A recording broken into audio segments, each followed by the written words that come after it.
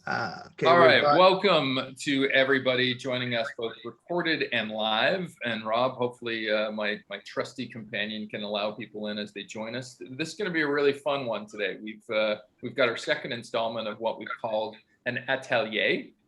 And we are going to tease through questions that are completely on your mind. We know these are on your mind. Most of us, a lot of us are starting to get vaccinated now.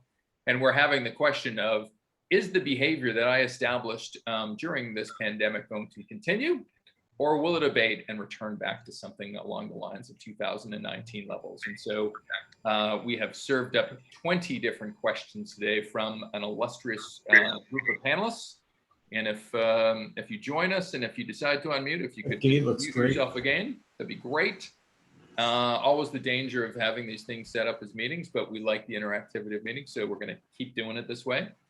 And so I'm going to try to serve up something on my Chrome right now that serves up as a presentation. And as much as I hate Google Slides, we will persevere here. You present. So here's our theme. Certainly this is a changed idea. Our full guild got started at the start of this pandemic from the notion of what has actually happened to us during this pandemic. And I think that's now quickly pivoted to what is going to remain post this pandemic. And so that's what we're talking about today. This falls on a really good session. In fact, two sessions that we had with Louise Mowbray and Samantha Yarwood earlier this month. We had something themed along the lines of resilience, and it got our Ateliers, which is a fancy French word for workshop/lab. And so in that spirit, we've pivoted to this today, and I served this up in some of our promotion today. You know, are you taking the red pill? You know, are we returning back to a 2019 world, or are you going to the blue pill where it's like, nope, things have been changed forever, and we're not returning back to anything that might look back to these early days. It always strikes me when I watch movies or detective shows in particular from the 1970s on how changed our world is. I think 90% of the plot line of detective shows from the 1970s would be gone if they only had cell phones. So it may root us. So without any kind of groupthink here, our panel of 4 people have provided us 20 different questions we're going to tumble about today. I'm going to ask my panelists just to introduce themselves today, just given the plethora of back and forth that we've had most recently. But I will add something too, and Rob, if you get the opportunity, if you can just add this Jamboard into their discussion. We find a lot of times people have great ideas during the discussion, 2 different things, well, in fact, 3 different things. We're going to allow you to vote at the end of each one of these questions. We're going to suggest to you to write stuff in chat if you have a quickie. And if you want to go deep or attach a picture or a thought or want to be involved in a report that we may produce out of this, we have this Jamboard that you can reach it. And Rob, I apologize for making you do this, but if you can incorporate that into our chat stream, just go there and then just add things as we go. So, and we've got 20 different slides there based on the question that we're serving up. This is our panel, both gender balanced, semi-continent balanced, and certainly intellectually balanced. Jennifer He, who, Jennifer, my hope is you've joined us so far. I can't see everybody in the chat window, but Jennifer, Jennifer's here. Jennifer? Yep. I'll introduce all of you, and then maybe I can get each of you to say a few words about yourself. Jonathan Powers, who joins us from Montreal. Alexandra Levit, who joins us from Chicago, and Paul Chater, who joins us somewhere in Holland by way of England. So, and maybe just, I'll be moderating this discussion. Rob will be moderating our chat, which has an additional premium today, given the amount of traffic flow that will be going on. Jennifer, do you want to say a few words in terms of who you are and where you come from and how you've approached the subject today? Hi, everyone. Very excited and also nervous to be here with, so intelligent people. I'm right now located in Toronto, Canada. I'm a marketer, business strategist, and a design thinking facilitator. So I base my business in the English and Chinese speaking markets. Yeah, so just 2 sentences about myself. Wonderful. Thanks, Jennifer. Jennifer is an integral force within the Guild. And so glad to have you in front of the camera today. A lot of times you're doing all the spade work behind the camera. Jonathan Powers, who is just this tour de force that has joined the Guild recently, and he's had such good things to say that we thought we have to get him in front of the camera as well. Jonathan, welcome. Thanks so much, Sean. So welcome, everybody. It's so good to see all of you here. So I am an academic. I teach, I research, and do a lot of sort of random thinking, as academics are liable to do. But mostly I think about creativity. I have a background in philosophy and as well architecture. So I think about creativity across disciplines. And I also have a couple of pieces here, a bit on real estate and some stuff on higher ed that I wanted to bring. So it's really good to be here, and I look forward to seeing what the other presenters have to offer. Wonderful. Thanks, Jonathan. Coming to us from Chicago is Alexandra Levit. My apologies. There is 3 A's in your first name, not 2, just in case you're looking for her online. Alexandra, welcome into the Atelier today, and tell us a little bit about who you are and what makes you tick. Thank you. Well, hi, everybody. I'm so happy to be a part of this guild. I learned about it just a couple of months ago, and this is an absolutely wonderful orientation, so I can't wait. I study workforce futures and workforce transformations. Back in 2018, I wrote a book called Humanity Works, merging people and technologies from the workforce of the future. And it actually talks a lot about some of the issues that came up as a result of the pandemic. And people ask me what's changed. I really say not a whole lot. It really has just accelerated the trends that we already saw coming, some of which we will talk about today. And I became interested in the future way back in 1988, when the World Future Society was talking about interactive television as the first form of on-demand entertainment. And I got hooked. And then sure enough, 20 years later or so, there was the smartphone. And so I love it all. And I can't wait to hear what everybody has to add today. Wonderful. Thank you, Alexandra. And Paul, you are our European representative today. So hopefully you hold up the continent well. Thank you very much. Tell us a little bit about yourself. I feel Atlas on my shoulders, but in any case, my name is Paul Chater. I'm founding partner of Perspecta Leadership and Innovation. So I partner with innovation leaders and their teams to really transform the way that they work through understanding their human dynamics and accelerating their innovation. It's fantastic to be part of this session today. Yeah, and I kind of took 2 perspectives when Sean sent this task through to us. I kind of thought really about my individual behavior as a consumer and what had changed over the last 18 months, but kind of also thought about the human dynamics, so really the psychodynamics about really as a group of people, as humankind, how much of our behavior over the last 18 months has been driven around anxiety and how we deal with anxiety collectively. So thank you very much. Wonderful. And you've almost jumped into the void there already, Paul, in terms of how you approach the question. I think you gave us pause to consider. Just you've each served up 5 different questions. Was there a central thread or something that kind of compelled you to serve up those 5? Paul, you intimated some of your thinking. Maybe we'll do it in reverse order. Alexander, any kind of central threads in terms of what you chose? Well, obviously mine are focused on the future of work, because that's my area of study and that's what I've been consulting on for the last decade or so. But I also wanted to get a little bit more creative in terms of just some things that I've observed. And in particular, I'm pretty concerned about the mental health echo pandemic that's going to be coming. And so obviously that relates to the workforce, but it also relates to so many other societal issues that we're going to be talking about today. So I know there's some overlapping questions with that, but I'm very curious. I'm also curious about relationships. This is another thing that is peripherally related to the workforce, but it goes beyond that. So I'm looking forward to talking about how relationships may change and how mental health plays into that. Well, a very prominent theme. It's almost even more prominent now than I thought even 6 months ago. I think we're waking up to the reality we're changed souls, and what are we going to do with that? And it'll be more prominent 6 months from now, even. I think this is just going to be a groundswell, unfortunately. I wish I didn't have that sense. Me and you both. Jonathan, same question. Any central theme to what you chose today? I think Alexandra and Paul have laid it out beautifully. There were certainly some personal interests here. So I'm in higher ed, so I'm watching what's happening with the students, and I have friends who are psychotherapists and counselors, and they've told me that this is the cohort that's been hardest hit by these mental health issues. And so watching that unfold literally right before my eyes has been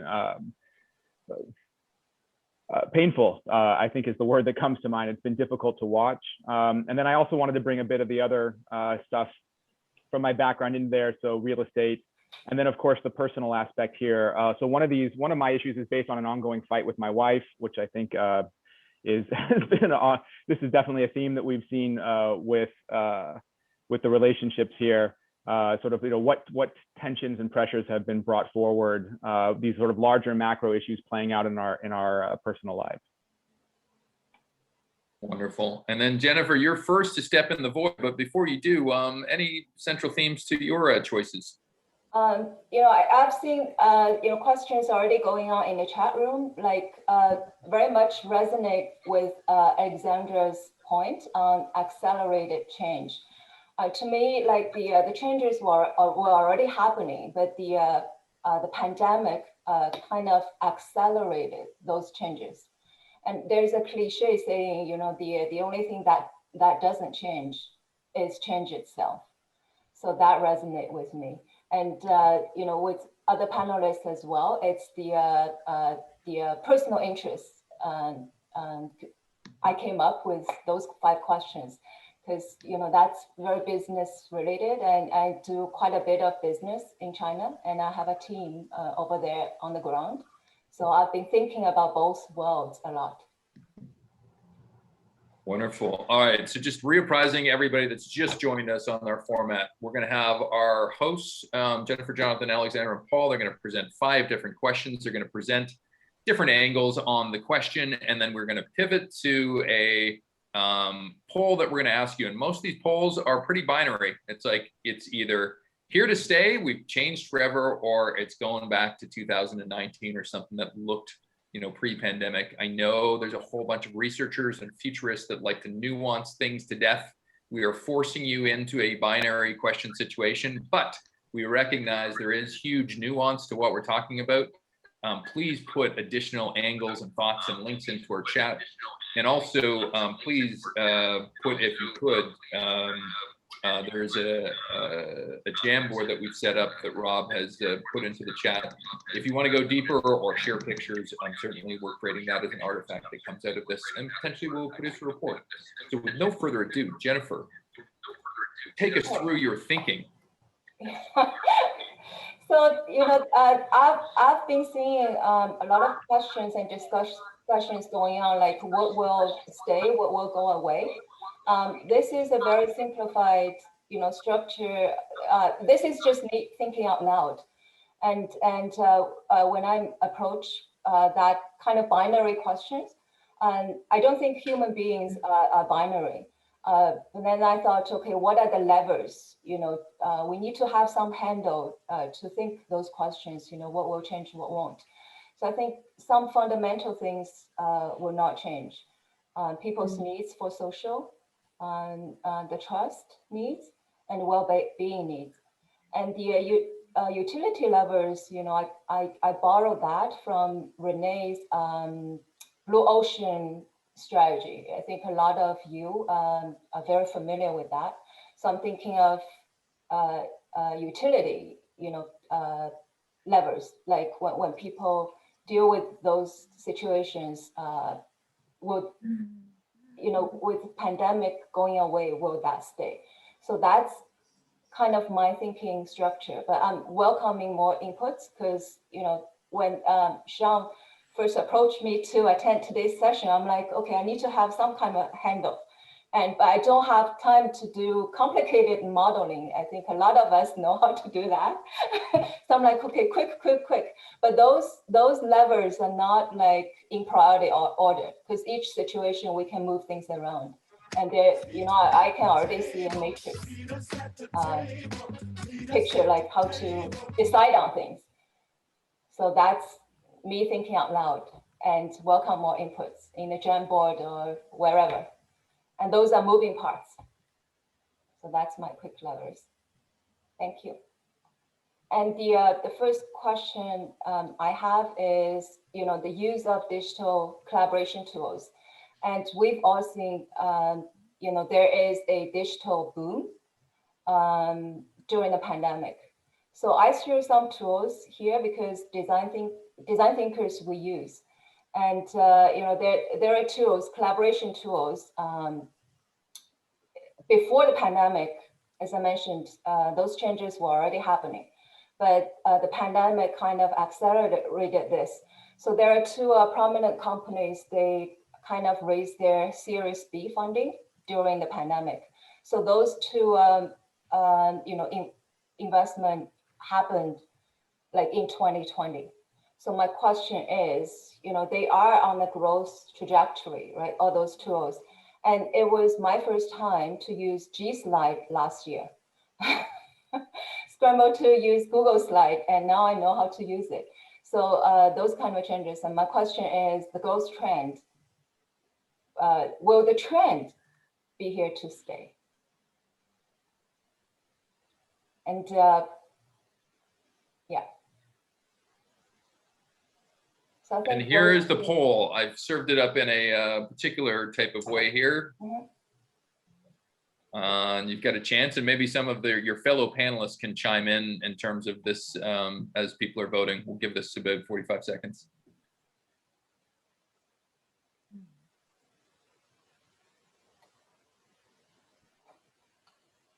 I think there's been a bit of overwhelm in terms of the digital tools. There's been a lot of experimentation, but I'm not sure that that sort of mode of experimentation is going to carry into a trend. People are trying stuff, not adopting stuff. That's different. That being said, Jonathan, I think if these tools actually enable people to connect in a more meaningful way and in a more convenient way, then they're here to stay. I am going to end the poll now, so get your last votes in. I think there's a few of us underrepresented here, but looks pretty good. Here are the results. And Rob, maybe you got a phone nearby. I always don't trust Zoom in terms of getting these polls recorded, but here we go. Yeah, it's pretty convincing, at least in terms of how we've set it up. 90% of us say these tools are on a continued growth and expansion rate. 10% say perhaps they're going away and flattening out. Any reactions to that, Jennifer? My personal view is they're gonna, you know, be here to stay, and even with the trend, because you know, going back to, I think, the levers and productivity-wise, you know, they help with the situation, even with the pandemic going away. Because, you know, you can do asynchronous collaboration. And also, you know, once the information is there, they will always be there, stored somewhere. Because I'm seeing during the pandemic, I've, you know, collaborated with people all over the world, in Europe, not only in Toronto, Canada, you know, in California, in Shanghai, everywhere, because I don't see that going away after the pandemic. But this is just one like biased opinion from our segment. So that's my 2 cents for the first question. Well, we're gonna just keep rolling this like an assembly line and add your own thoughts into the chat as well. You've served up a second question here that intrigues me quite a bit. So the use of robots, it's very interesting. You know, I read widely about this because my entrepreneur friend in the US kind of triggered me, because they are sourcing robots and sell to restaurants.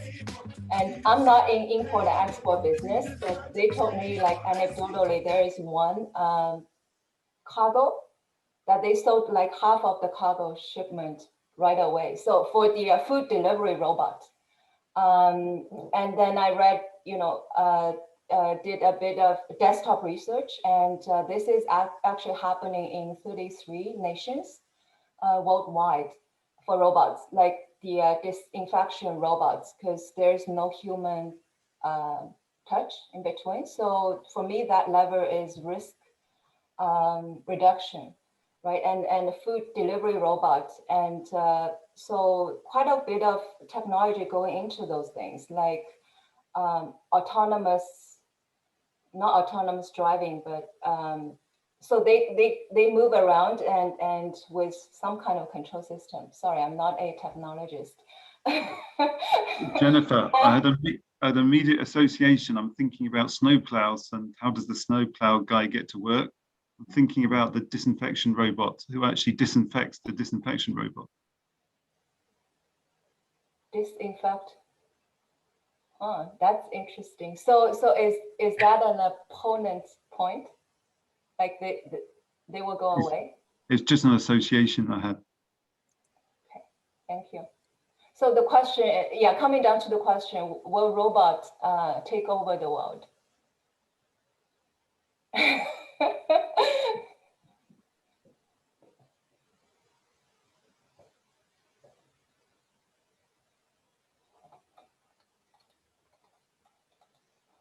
Sorry, just launching the poll here.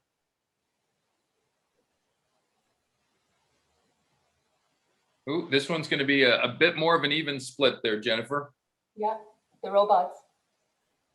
Any other thoughts from our panel before we weigh in on the results?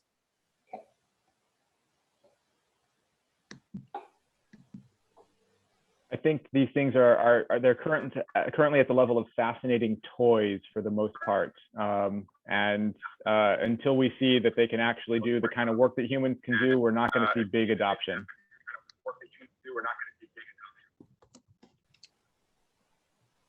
Ending poll now, and here we go. And let's share results. So we got a 61-39 split. Jennifer, reaction? Yeah, I'm on the in the here to stay camp, because I actually dug deeper to look at the U.S. Economists or government policies, on the tax rates. So the tax rates on capital investment is much lower, like. I read it somewhere, much lower than when you hire an employee. So I understand the opponent side of it is that those robots will replace humans, but on the proponent side, they handle more dangerous work and more labor-intensive work. So that will leave more room, for instance, for restaurants or those places to place more employees into a better customer experience work. So that's my reaction. Thank you. All right, moving on to the next question. Sometimes Zoom pauses and then it sticks. Here we go. Yeah. So here, yeah, this one, another phenomenon like this pandemic accelerated, the change of e-commerce.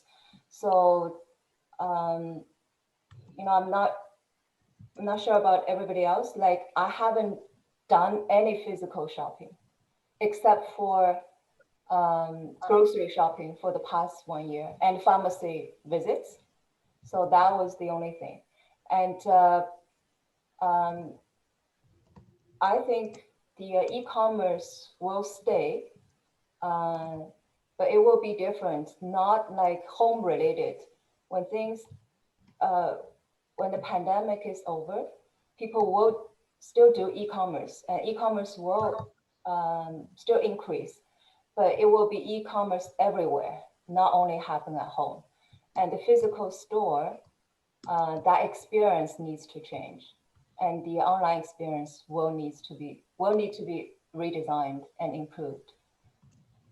So my question is, the percentage of online shopping increase from consumer behavior perspective, will that stay or go away? Will people go back to the physical store?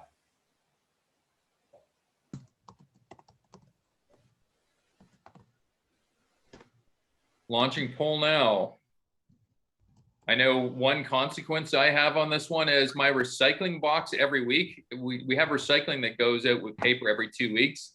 And I am struck by the fact that 1 week into the cycle, my recycling box is full up. So it's one bad negative consequence from all of this online shopping, Jennifer.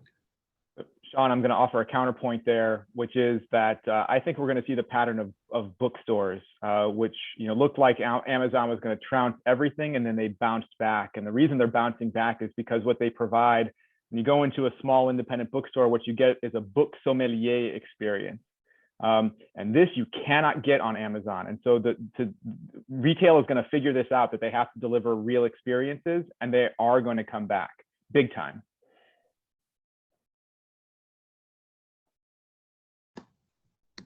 All right, last few seconds of the poll.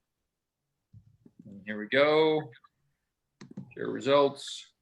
We're looking at a 70-30 split. So I had imagined more of us were hooked into the online gene, but apparently there's a hearty core of us that like your sommelier idea, Jonathan, or some type of improved physical retail that brings us back.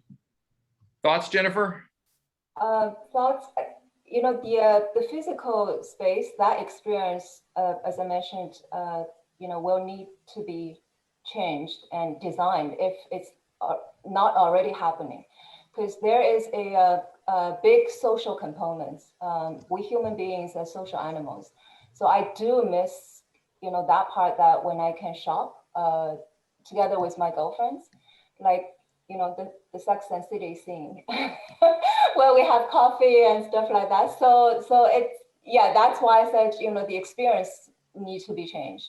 Maybe the fulfillment part, the online convenience part will be there, but the physical space, that experience will need to be revamped. All right, moving on to our fourth question here, hopefully. Oh, this one's a good one, Jennifer.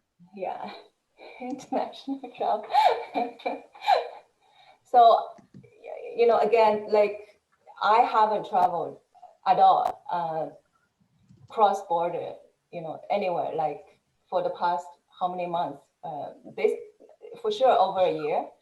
And I put, this is part of the, we call it nethnography research. I put my friend's Facebook comment here. So she started doing this 4 days ago. So that shows me, like, people really miss international travel. And I put a picture here. This is a hotel in Norway. I think there are so many wonderful places in the world. So my question is, do you not want to see the world? And people cut their international travel, but will this behavior stay or go away? Just served up the poll. Alexandra, Paul, feel free to weigh in on this. Paul, we've never met in real life, but the hunger to meet you and have pint somewhere in Amsterdam is one that is an intriguing one. Well, when we meet, we should meet halfway. When we go to Bermuda or something like that, enjoy the pink sands. My God, halfway is in the middle of the Atlantic. I don't know. Being on a boat doesn't strike me as being that interesting. These are yours.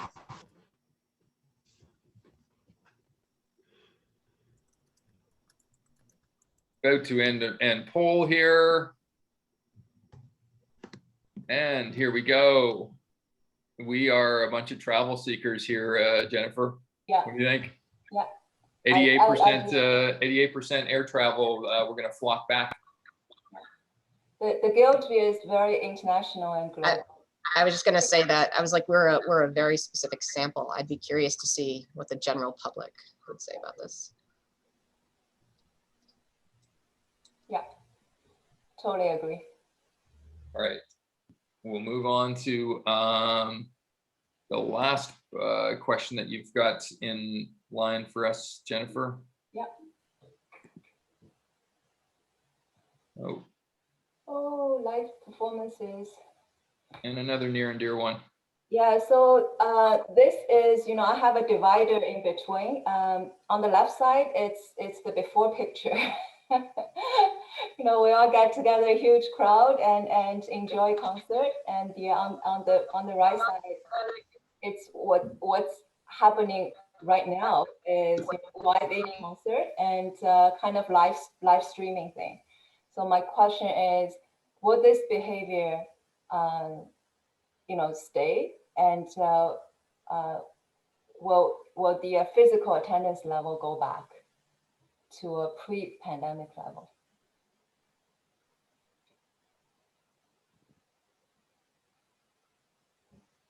Theater and live performance, and actually I'm noticing this week, given the hockey playoffs, potentially concerts we could throw into this one too, hockey events or any kind of sporting events maybe too. There's a nice natural experiment with hockey because in the US there are fans and in Canada there are no fans, and it's a wildly different experience, and everyone knows it, but it's super clear to hockey fans, the difference. The fans may rule the next wave.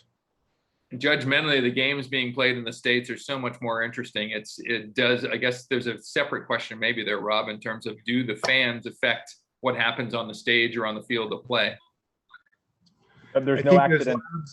There's no accident John. that they call the public in a soccer game the 12th player. It's just not an accident.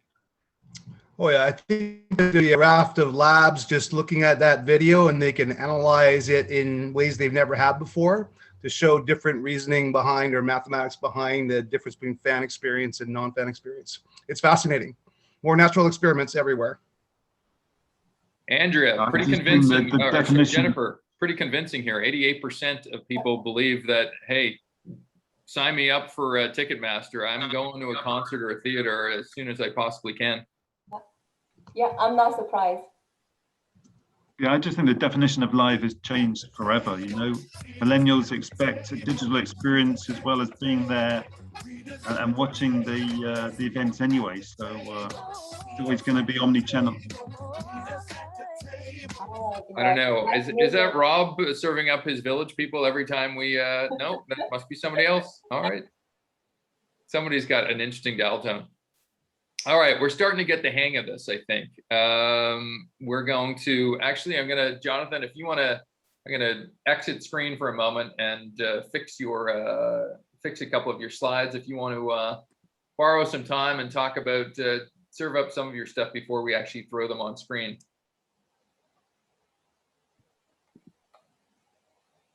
Sorry. Absolutely. The way that I approached this was much the way Jennifer did. So what I'm going to do is present a kind of overview of the situation. And then I've tried to do the old debate society. I'm going to present the pro and con case as best I can in a couple of points. But I would be delighted if people would jump in with extra information.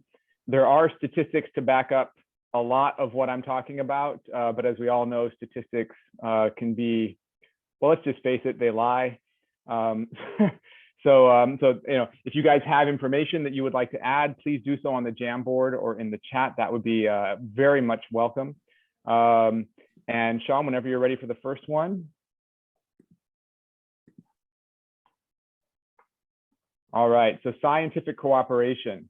So since the onset of the pandemic, more than 200,000, and that is not a misprint, 200,000 publications have been put out on COVID. This has been the result of an unprecedented level of cross-border cooperation, funding, everything. And yet, in academic culture, promotions are still driven by personal reputation and standing. It's the number of publications that you have to your credit that makes you go from associate professor to full professor. And so on the one side here, is this level of scientific cooperation here to stay? Collaboration is a basic academic value, and funders have been pretty happy with the results. But this guy over here on your right, you think he's going to give up his corner office just because sort of the pandemic is coming to an end? I think he's going to want that corner office. So he is going to want his privileges to remain, and as the crisis ends, the old rivalries between countries and between foundations are going to reemerge. What do you guys think?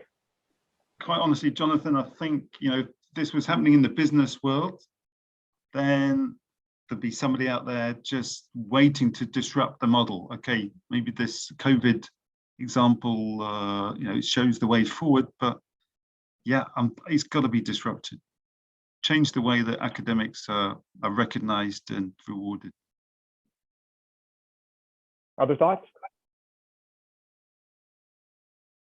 I'll chime in. I think that the distance learning thing is going to change.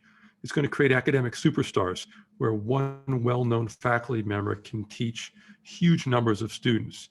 And although I don't think teaching is valued enough in terms of academic promotions, I think it will become for a very small subset of the population. That's very interesting. Other thoughts? Yeah, I would piggyback on what Dave just said. And, I think about things like Clubhouse and academic superstars. I could definitely see something like that happening where, education is becoming unbundled and yeah. Cool. Other thoughts? Kind of the polls rolling in here, but is there a last word? Anybody want to jump in? All right, then. Sean, can we move to the next one, please?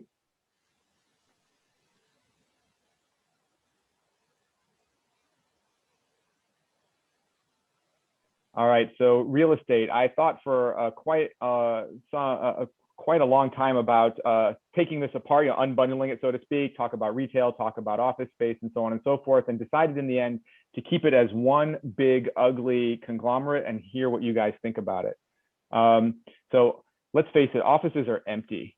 And when we go back, we're not going to go back at the same level that we are before. And warehouses, on the other hand, because we're ordering everything online, as Jennifer just mentioned, are overfull, and we're building them at a rate that is just spectacular. And I don't see that stopping in the near future. On the other hand, a third category, subcategory within commercial real estate is retail. So storefront retail, and that's everything from in downtown Shanghai, right along the streets, to grocery centers in Saskatchewan. I think it's going to reinvent itself, but it's an open question about whether it is.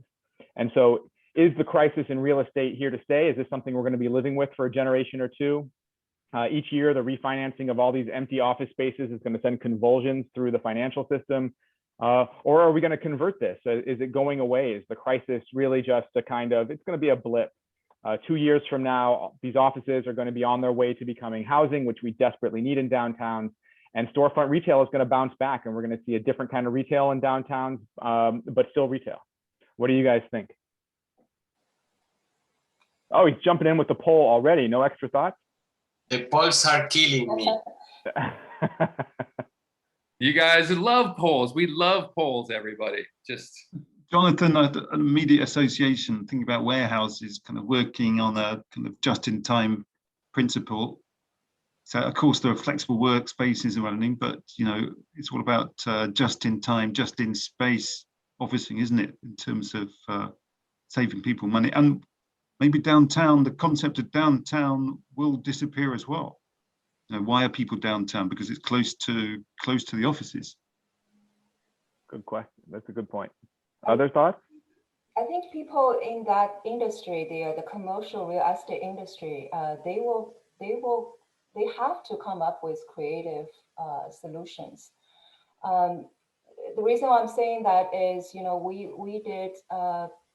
we just launched a program in China because people were not going to shopping like physically.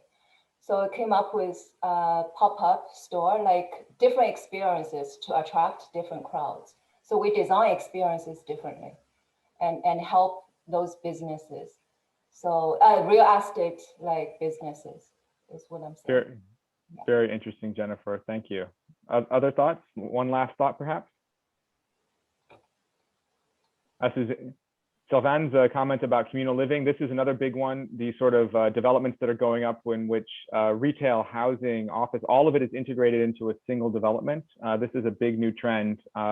Although there are few urban tracts that are sort of large enough to accommodate the scale that's necessary, but it is happening. What do you think, Jonathan? This is our closest poll yet. We've got a pretty even split. Interpretation? I agree with Jennifer. I think creative solutions are on the way. It's fundamentally an accelerated trend here that we're seeing. Although I think in local instances, we should not be surprised to see certain cities just get it wrong and have just convulse financially for a decade or more. It's going to be interesting who gets it right and who gets it wrong.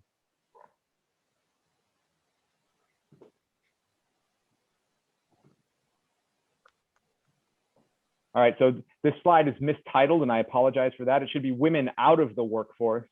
So as I hope everyone is aware, women have been adversely affected by the pandemic, and particularly as regards, I'm thinking mainly about childcare here. Childcare and school just suddenly evaporated almost overnight, and it was women who stepped in to fill the gap. And so in the United States alone, they've talked about 1.3 million women who have stepped away from the workforce, and there's a question about whether they're coming back. So the question is this trend about women leaving the workforce here to stay? Look, COVID isn't going away. And with what's happening in Brazil and in India, we're going to continue to see new variants arise. We're going to continue to see rolling school shutdowns. And let's face it, there hasn't been a huge movement to subsidize more childcare, at least not that I've seen. I hope some of you have better news on that front. And then on the other hand, schools and daycares are going to reopen, even if it's on a rolling basis. You know, there might be some closures. They are going to reopen, and there is going to be an opportunity for women to return. And this is just pouring fuel on the fire for the women's rights movements that are afoot. And you know, good on them. Let's see this change happen as quickly as possible, where we see more parity here. Thoughts? Well, optimistically, I'd see so much kind of push on diversity and inclusion, in certainly in big corporate, that there's no way that businesses will be able to meet their commitments unless they attract talented women into the workforce. And that means, you know, and I think Europe, you know, have done a really good job in that, in general, providing the support, time and services to families to prosper. Interesting. I see Sylvia's comment here that there's a huge geographic inequalities on this. So Paul was just speaking a little bit from the European experience. Is there anybody who can offer a comment from Asia or Africa, Australia even? It's the wrong time of day for Australia. I know they make us known to us loud and clear when we do something that's in the middle of their morning. Totally.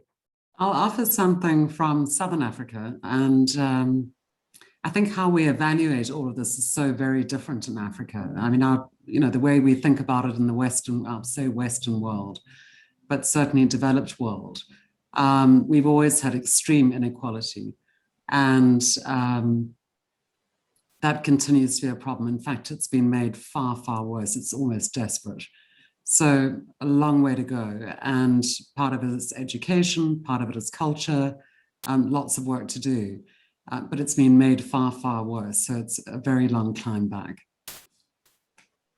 Thank you, Louise. That's a super important point. I frankly confess that it's a hope and not a genuine anything else, but just a hope that the fact that it's been made so explicit how bad the inequality is going to help shift the needle on this. But fingers crossed. Okay, so let's transition to students. So students learning remotely. So we've all gone online. Everybody is learning online now. And some interesting data has recently come out. There have been some surveys done about students.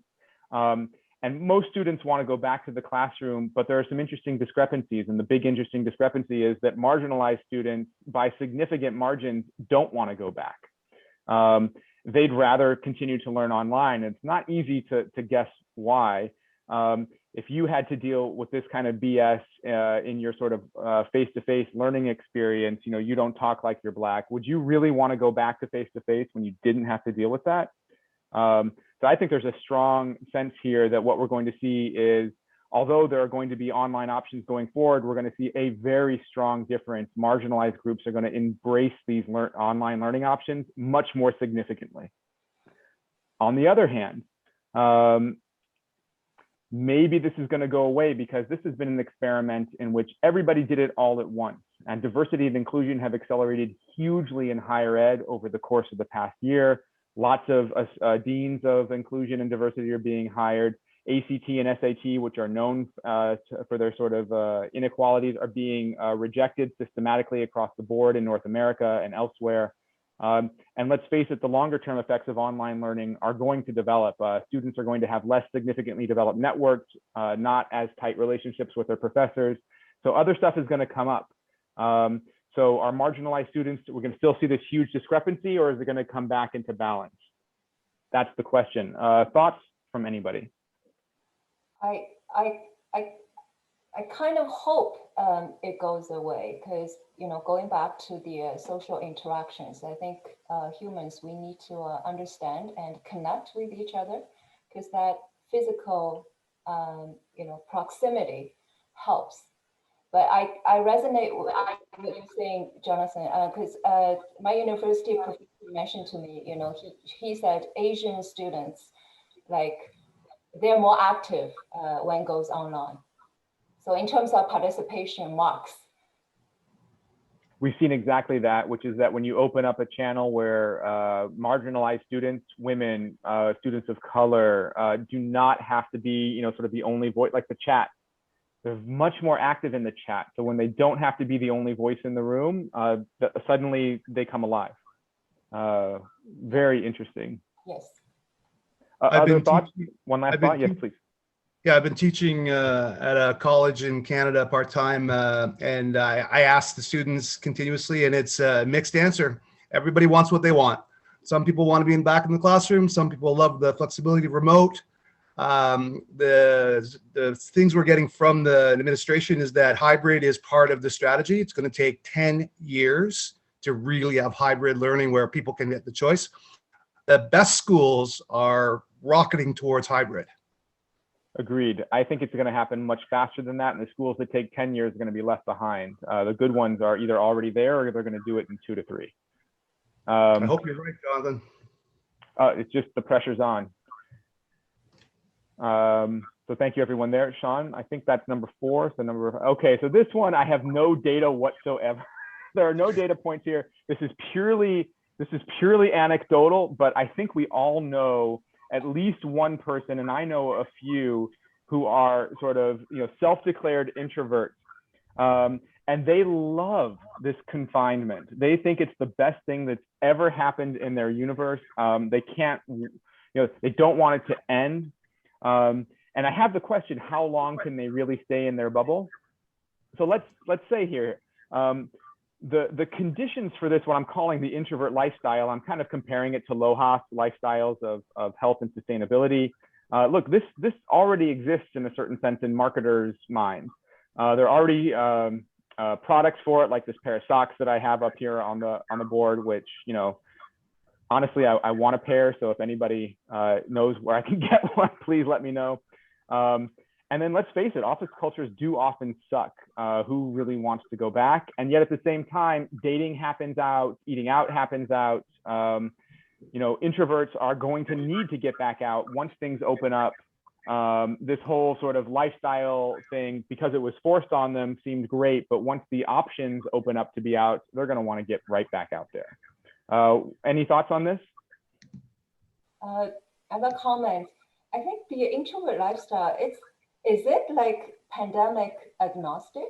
Meaning it's not affected by pandemic because they want to be alone. Like my husband is so happy to be at home. Like, you know, he doesn't have to go to work physically. He doesn't have to socialize with people. But that behavior was like the same before pandemic.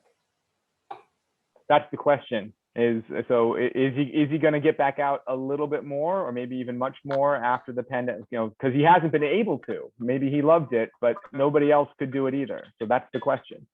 Other thoughts? I see it's more of an opportunity for those extroverts to take advantage of the, I guess, reflection time that they enjoyed as a result of the pandemic. So I see it a little bit in reverse. Interesting. Other thoughts? One last thought to end it.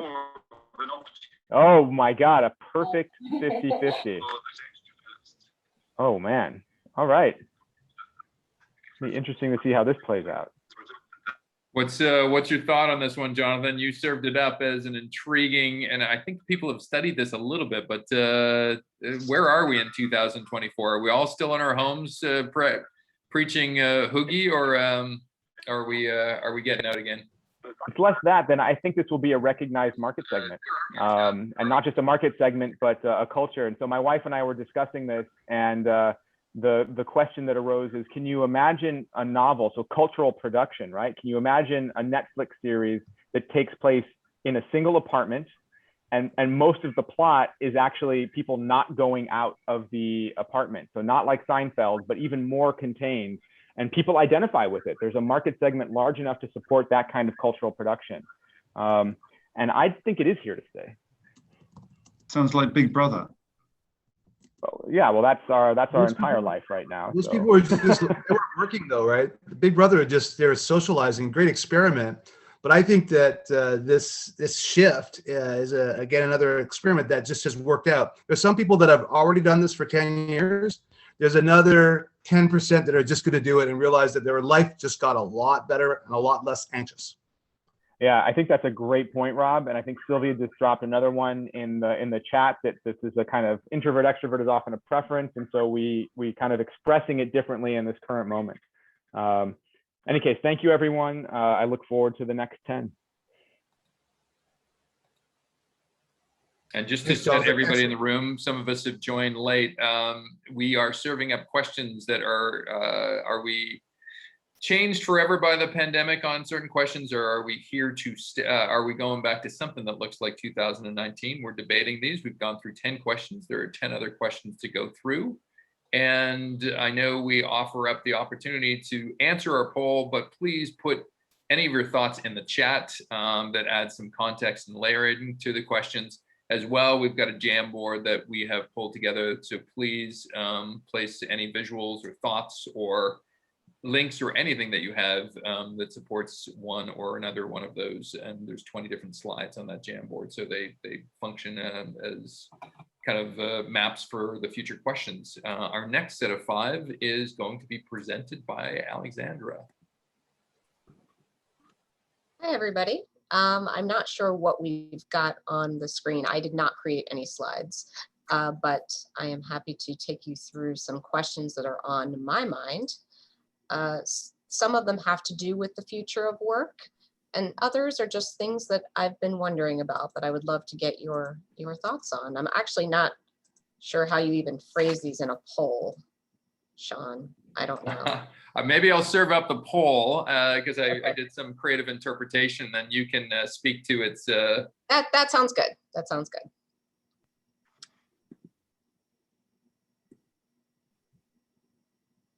Okay, here we go. So one of the things I've been reading a lot about is mass resignations at work, that people have just been kind of hanging on to their jobs, waiting for things to stabilize, and then it's going to be a job seekers market as a whole bunch of people leave and employers are scrambling to replace them. I think people are also reevaluating their purpose in lives, so it might be the time to start a new business.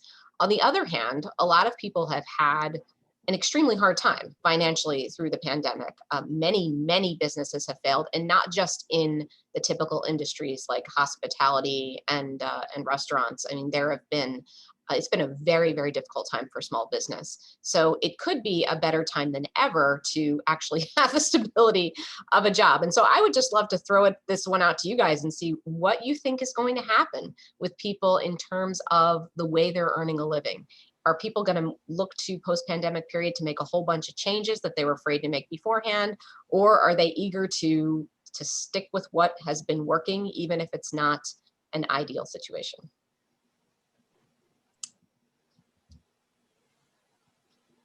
This is one of these ones, Alexandra, that, you know, if I was tempted to put one in the middle, it'd be like, yes, keep your job, but have a side hustle on the side. Like, I think all of us have developed side hustles during this whole pandemic that we recognize we need the mainline thing, but there's other things on the suburbs of our life that will compete with it, maybe. Yep, and that's what was happening before. That's an example of a trend that has absolutely been in place for about the last couple of decades. And I could see it continuing on. It's kind of like our baseline scenario. I think there's going to be a big class split on this, because there are certain kinds of jobs that don't permit a side hustle, and they are the jobs that earn less than 50K a year, that demand that people be present. You know, you can't work from home. So I think there's going to be, this is going to exacerbate this acceleration, and I agree with that, is going to exacerbate that class split big time. Mm-hmm. Yeah, I think so too. People having the freedom to pursue other things, or the freedom to have different types of options for what job to have, whereas you might not have a choice. You might have had to work the entire pandemic. You might be an essential worker, and you might be worried about finding something else, whether you want to or not. It's a good point. Absolutely. So I've been researching this in Ireland, but I'm from Canada. That's why I talk like this. And I've been polling executives. Now, I work in the financial services industry. So I polled over 30 executives. So these are people at the top of their game. So they're 55, typically male. And purpose and meaning is huge. As a matter of fact, there's 12 answers I didn't publish because it felt so polarized. They were using language like highly functioning suicidal. Oh boy. Yeah, that there's this one lad out of New York said, he's an investment banker. He doesn't like his job, but because he could buy $500 haircuts and $10,000 suits, it like made up for it. And he was like, it's okay. But in the last, let's say 15 months, he's not been able to do that. So because the perks have fallen away, just been faced with this holy crap, I don't like my job. But I stumbled into this 6 or 7 weeks ago, and I've been overwhelmed by the response, because I'm like, you've got the right house, the right university, the right job title, the right wife, the right everything, but they're not okay. And then on the other end of that spectrum, do you have grocery stores like Lidl and Aldi where you are? So not Lidl, but we have Aldi. Okay, so those grocery stores where maybe the younger kids would have worked, the compensation that the government's afforded them for the last year, so while they've not been able to work, has exceeded what they're being paid. So they're not going back. They're going back to school, but they're doing it online, of course. And then you have the middle managers, again in corporate and professional, who've said, life is really shit right now, but I've got 5 or 7 years to go before I climb the ladder, so surely it'll get better then. So I've been surprised by the reality that I'm hearing from, I would say, executives, senior executives in financial services, law, HR, and D&I. That's awesome. Thank you for sharing that. And my research has actually shown something interesting too, that believe it or not, most people, and these are people with professional jobs, but they are professional jobs across the spectrum. So from entry level on up, are by and large saying that their employers have been supportive of them during the pandemic, which could absolutely impact the number of resignations that we have. If people are generally thinking their employers are doing their best and have their best interests at heart, then they're less likely to move, I would think. But that was kind of an interesting finding. It's something like 82% of all employees are pretty happy with how their employers have treated them this past year. So. Yeah, I spoke to a CEO 3 days ago. He's got 100 employees in 7 countries, fintech, financial services. And he said off the record, this last 14, 60 months has been the most extraordinarily painful time of his life since serving in the war. Whoa. And he's writing a paper called Caged Lion Theory. And he said, you know, as a leader and a CEO and an entrepreneur, I'm a lion and I go out there and I look after my people. And if there's a problem, I get on a plane and I go and I look after whatever problem's going on. And he said, because he hasn't been able to do that, he's had to like do culture through a Zoom call. He's like, he said about 6 weeks in, their revenue went down 87%. Oh my and God. Staff were crying. And he was like, and I couldn't do anything except get on a Zoom call. So he's had an extraordinarily difficult time of it. But, oh, and I said to him, could I interview you about it? And he said, I'd love to openly talk about this, but because there's a board involved, he's not comfortable because there'd be 4 words that they'd take and that. So he wants it off the record, but that was an interesting conversation 4 days ago. Yeah, awesome. Well, keep us posted on what you're finding through this research.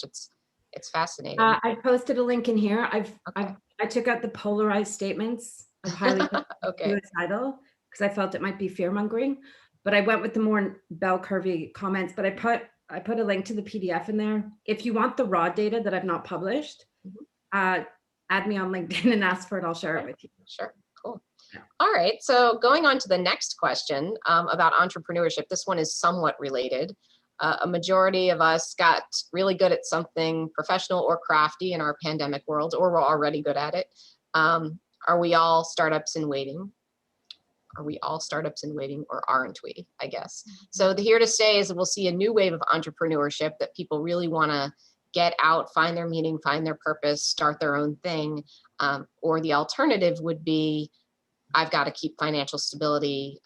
We saw financially, I think overall, that if you had money before the pandemic actually wasn't that bad. If anything, it improved your lot financially. And it, of course, is the opposite for people who didn't have savings, who didn't have investments. And so will people just be more focused on the job at hand, literally, that we're gonna aim for stability after this period of instability. So go ahead and vote and let me know what you think.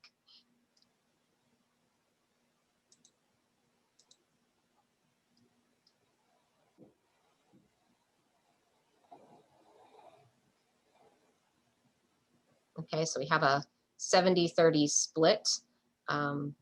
This is really interesting, actually. Anyone have thoughts to share? Wondering if there's aspiration here, Alexandra, and then like, is there a wish in the red line here versus an ability, right? I think like I'm in Toronto, and so we are the financial capital of Canada, and having spoken to a number of the CEOs, there is, they restricted layoffs during the pandemic for prudent public relations and I think good corporate citizenry reasons, but there is an absolute hemorrhage of layoffs that are about to happen, and my worry, I think, would be, wow, people's mainline gig might be under a lot of duress and stress in terms of being able to keep it, and is there a wishful component that I can turn something else in my life into the business that I want to get into, either for good or for bad reasons? Yeah, I think, again, that goes to the confluence of factors that are going to impact mental health. I think unemployment and layoffs are going to be a big one, because you tend to get depressed when you get laid off normally. And then the more depressed you are, the harder it is to look for a job. And actually working with the National Institute of Mental Health on a project related to that I can talk about later if anyone's interested. Any other thoughts? Paul, if I can, yeah. I come from a background as a biologist, and so I draw on those metaphors quite a bit. And after a forest fire or some other cataclysm, there is an efflorescence of new species, new organisms growing, and so on. So it doesn't mean that the cataclysm is less cataclysmic by any stretch, but if you can analogize that to entrepreneurship and new businesses budding and growing, I think we're going to see a lot of that. A lot of old businesses got wiped out. I think that's a really good analogy, actually. Actually, the destruction is a great source of creativity, and the constraints that people face, a belief in humankind, and the creativity of humankind. Yeah. And there's so much more that's possible now. I think that we're seeing that on a corporate level and on an individual level that, wow, we've just done things in the last year we didn't even think we could. So there's a sense that we can do things that we didn't think we necessarily could before. And you know, the gig economy was already happening before the pandemic. Yep. And then, you know, then, yeah, a bunch of people like were locked, like confined at home, but with all those technologies at our fingertips, you know, something's gonna happen. Mm-hmm. Yeah, thank you, Jennifer. That's true. Okay. I took your next one in a slightly different angle, Alexandra, because yours and Jennifer's were I was going to kind say of mine was on a similar yeah. bent. So I went Yep. down the customer experience road. My hope is Yep. Yep, that's fine. I know that when Jennifer and I submitted them, they were similar. So yeah, I've been studying the future of retail, specifically the future of the retail workforce for about the last couple of years when doing work for the University of Houston program that I am participating in. And so I'm looking at this one from the lens of the retail experience, but I think it can apply to all customer experiences. And I'm very curious if you all think, this is somewhat related to Jennifer's question again, if e-commerce is just going to explode because it works and it's easy, or if we are going to crave that sensory experience, that there is such an opportunity here, not to tip my hand on which one I think is going to happen here, but there's such an opportunity here for retailers to step up to the plate and really design shopping as kind of an entertainment mechanism versus just a utilitarian mechanism. So I guess that's what I'm looking for here. The first answer is is shopping utilitarian, is getting things you need utilitarian, or are you looking for an in-person entertainment-like experience that really gives you kind of a visceral feeling? And I would be the first to say that I think it depends, how successful this is depends on retailers' ability to be creative. And that's easier for some organizations than others. Oh, we've got almost an even split on this one. Yeah, I'm very curious as to what's going to happen. Does anybody have thoughts on why they chose the answer they chose? I think as things become more, a lot of things are commoditized right now, and you know, Yep. sort of the experience of Amazon has created we're huge categories of, you know, I just need cat litter and it doesn't matter which one. Mm-hmm. So all the marketing is for whatever because all of them are good enough. Mm-hmm. I think that is going to continue. There's going to be those things that can be commoditized are going to continue to be. But I do think that there's going to be, built on that basis, a rising sort of sector which wants to talk about. And to this, honestly, and here's a personal confession that I didn't mean to make, but I love infomercials. And I think that kind of infomercial ethos, we're going to see more of that. The kind of the Kickstarter video that really pushes this new pan as something that is transformative and will help, like that is going to be part of a retail, let's call it ethos, that wants to advance beyond being a mere commodity. And I think they're gonna find ways to do it that are gonna surprise us. That's my prediction now. Yeah, well, the pop-up stores that are happening are really interesting, where it's about how the best way to use a product or the best way to think about a product coming into your life. It's very much a storytelling kind of aspect. So it's almost like you're going to a museum versus going to a store. It's cool. But I love the fact that you brought up pop-ups, right? I think this is the age of the pop-up. But if you're an internet brand, or if you're a cause, like, why not set up a trailer someplace in the central artery of a place for 1 or 2 months to expose what you're doing and sell all of the rest of your stuff online?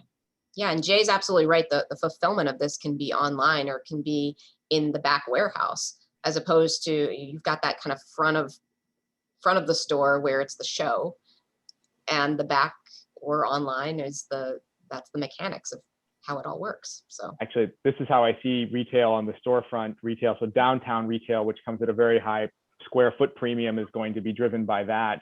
Less of that square footage is going to be given over to carrying your stock. You're going to keep that on the warehouse that doesn't cost so much. You're going to deliver the experience of the thing in your storefront. Yep. And also 3D printing for customization. Another huge builder there. Yeah. Yeah.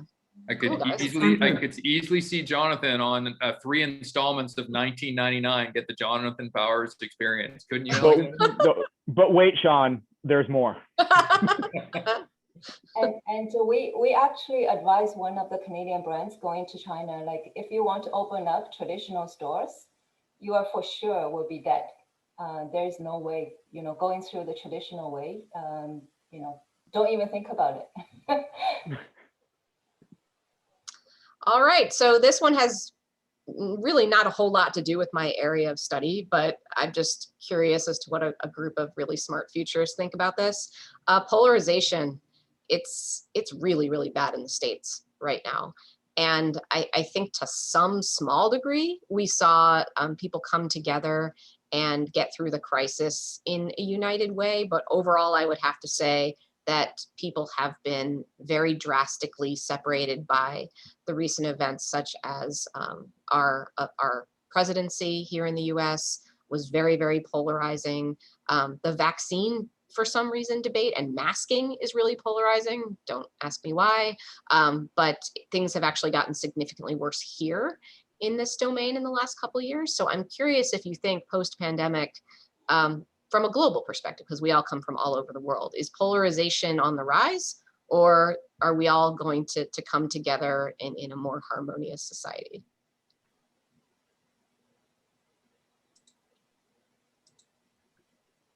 I think this boils down to social media. Yeah. And until we get a grip on social media, we are not going to see any improvement on this front. This is where people are getting their news, for better and mostly for worse. Yep. And there are antitrust actions afoot in the States, but until we get a grip on this, I don't see progress being made towards this problem with polarization. Yeah, I think you're right. Social media is a huge driver for this. I actually quit Facebook.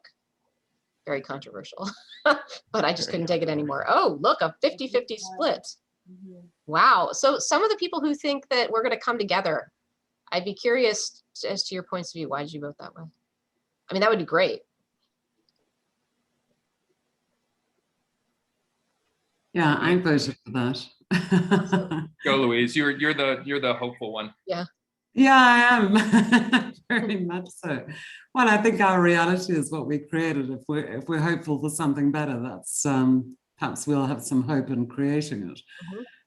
Yeah, I think I don't think we can come through a year like this, a year and a bit, without being inextricably changed forever. And it's gone on for quite some time. If this had perhaps just lasted 6 months or 3 months or what have you, I think it would have been a bit of a flash in the pan. And it, perhaps might not have shifted us in ways that we don't yet realize. But I think that sort of common humanity, that sense of common humanity, I don't think we've ever experienced anything in our lifetimes anyway that has given us that sense.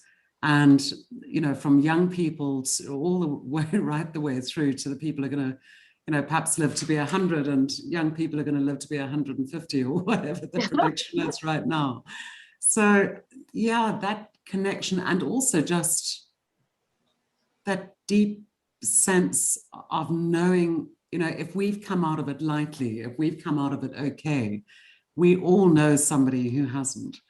And that, I think, changes us forever. So, yes, I am hopeful, probably horribly so, but I think if we can all bear a touch of hope in our hearts, we might create it. So, yeah. My view is I think that the pandemic created a common enemy. So probably for once in a long time, rather than we kind of forgot our natural enemies around us, and we united kind of from a psychological viewpoint in having a common enemy to defeat.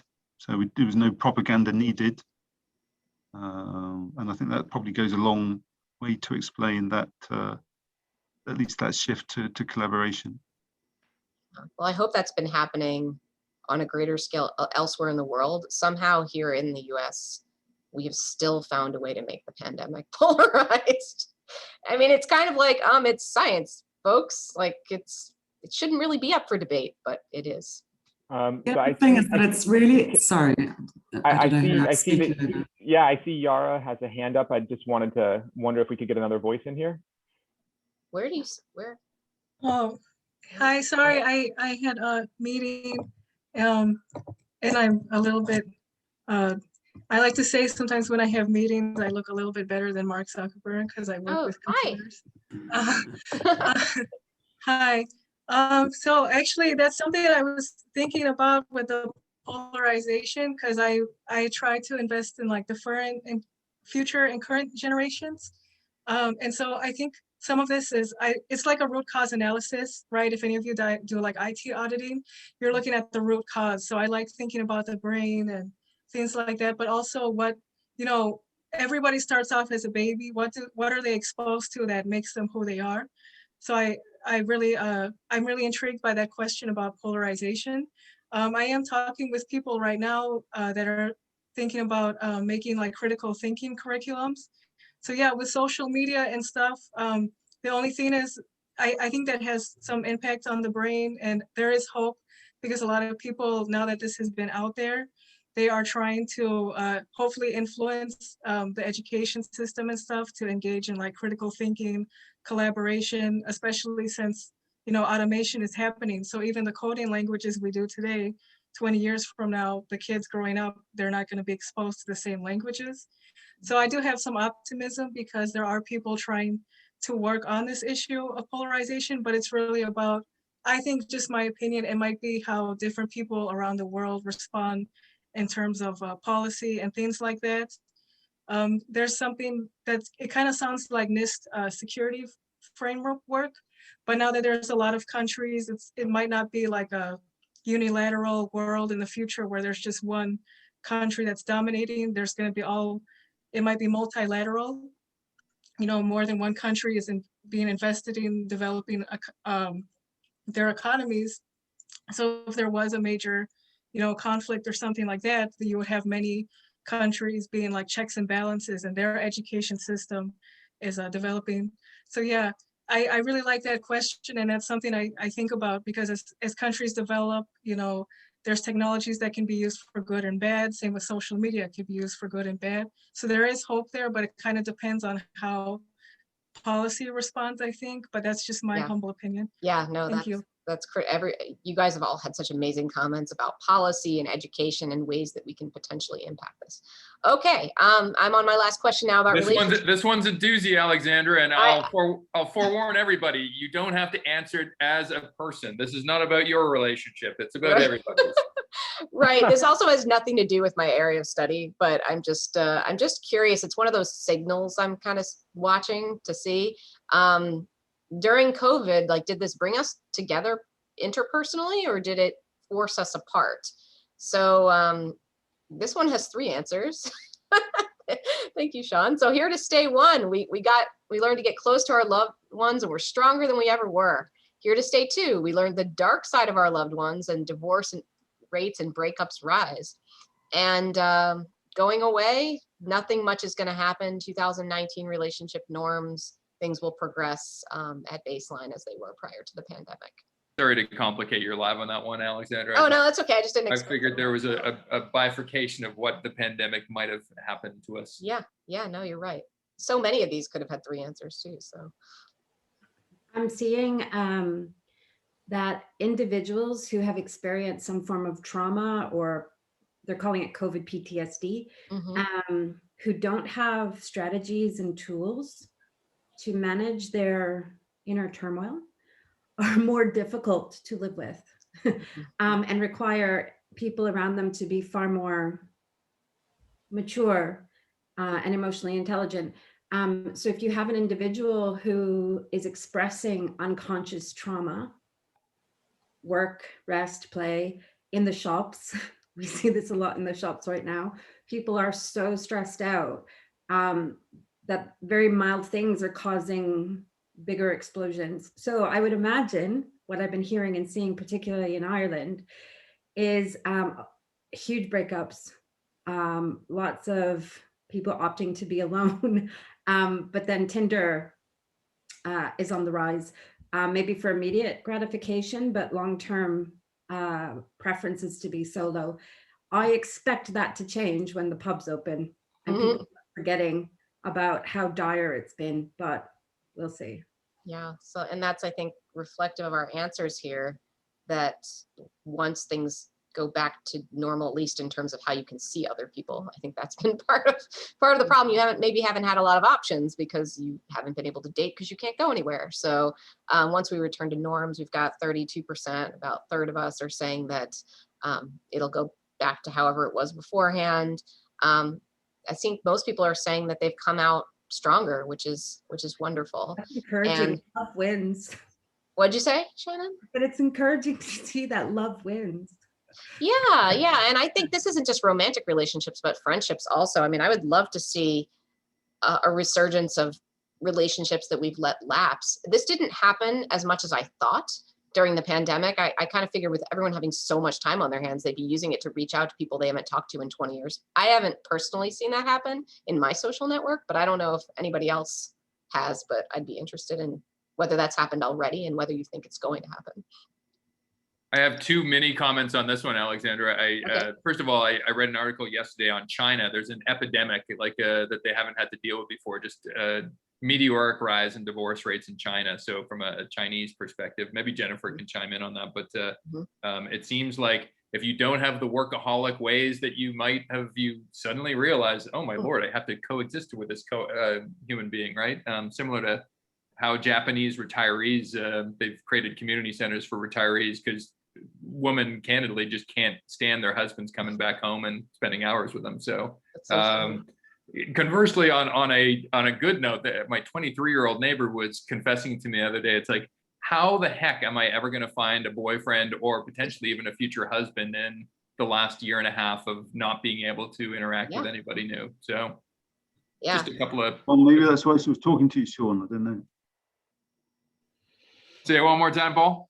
Maybe that's why she was talking to you, Sean. Do not create any enmity on our street, please. Sorry, I was late on the uptake on that one. Oh man, Paul's dry humor today has caught us twice, kind of from the side. So last thoughts on this before we pivot to Paul. And for those that have just joined us, there's been a couple. We encourage people to throw some things in the chat that add some layers to this. And we've got 5 more questions to go through. My hope is we can go late. I'm finding this terribly interesting. Alexandra? I wanted to add one last thing, is that everyone's talking about divorce rates in the chat, but I'm kind of wondering, how the heck would you measure my marriage got better? Like, where would that rate appear? Like, how would you capture that in a statistic? It would take a pretty clever poll to figure that out. So marriage, divorce rates appear easily, but the improvement rates appear, if at all, less easily. They're a little more invisible, I should think. And jokingly, I feel the pressure not to have the need for a divorce. So I told my husband, I'm like, look how the data, everybody is divorcing. So I don't feel the need. Is there something wrong with us? So he thinks we're crazy. I'm crazy. Alrighty, shall I get started? Thank you, Paul. It's your turn for your 5. I know, I'm fantastic. I'm going to go through this quite quickly because I can smell my dinner already and the children shouting for me. But before I get into the questions, I just want to talk a bit about the psychodynamic lens. And I really see, many of us have felt anxious and out of control, I think because of the uncertainty that the pandemic has brought about. I think this has got a lot to do with really the knowledge economy that we're sitting in. So people are recognized for their knowledge through really the education and the work experience that we have, and that's all turned basically into financial rewards and status back to the banker. And I kind of reflect on kind of the GSG, us guys, and we're middle class, educated, we're a global elite. And I think, really we perpetuated that view. And I think that's got a lot to do with our collective underlying belief of unworthiness. So at a conscious level, we've always been recognized and valued for our superior knowledge. But at an unconscious level, we need to feel the illusion of control that knowledge brings. And that's been the problem with the COVID epidemic, is having to cope with uncertainty. So, you know, as many therapists will tell you, the answers are actually in unknowing, in freeing your mind. And I think the pandemic, for many of us people, I include myself, that suffer from unworthiness, have really been challenged by that uncertainty and needing to know. So anyway, I will crack on with my first theme and first question, and that's really about mindful consumption. I reflect of my own behavior as a consumer. I finally switched away from those Nestle Nespresso aluminium capsules to some basically biodegradable ones that I've managed to find online in Holland. And yeah, we've stopped eating red meat apart from on Christmas Day, where we bought a massive piece of meat, of beef to enjoy with the family. For the rest of the time, we flip between a lot of vegetables and a bit of fish. So I guess my first question is mindful consumption, as I've called it, here to stay, or is it going to go away? You know, have we become more aware of the connectedness of our human behavior and nature and the impact that has on sustainability? I think the reduction of air travel has just highlighted that.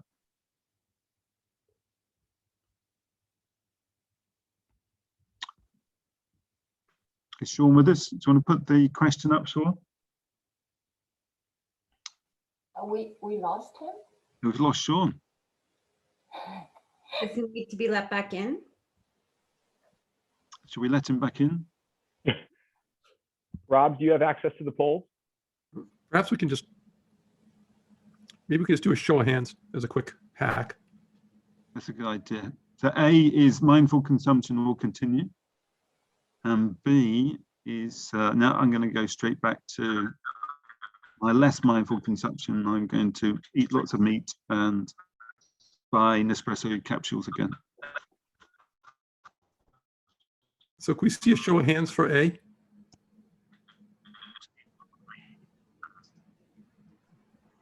Okay. What is that about?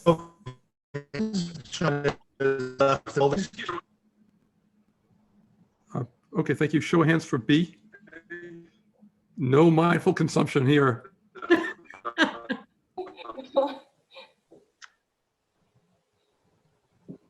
Looks pretty close to evenly split. Oh, there we go.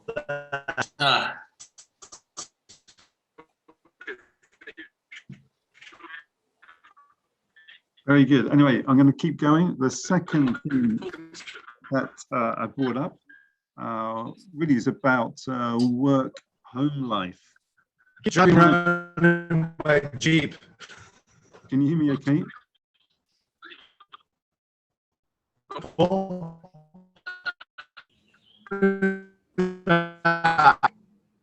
Hey, work-home life. Okay, so I reflect on diversity and inclusion in the business world being a big theme. From a personal viewpoint, I believe in bringing that theme back home. So I can't believe my behavior, but I've become obsessed. We have 3 toilets in our house, and I've become obsessed about cleaning the toilet every Friday morning. And I tell you, with 3 energetic young kids, it can be pretty messy work. So yeah, at the same time, I feel great that there seems to be more balance in the chores at home, and it's not naturally my wife who's doing the chores. So what's going on here is this a common phenomenon that kind of diversity and inclusion is hitting all walks of life during the pandemic, or you know what, maybe I'm just an oddball. I like cleaning toilets.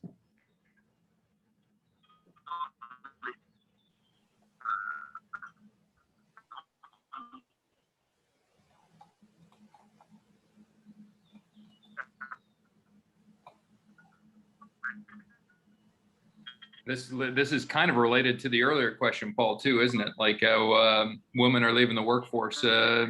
This may be one of the attributable reasons. Yeah, and maybe it's a way of compensating for that. But basically, men or partners have to step up and do more at home. What does everybody else think?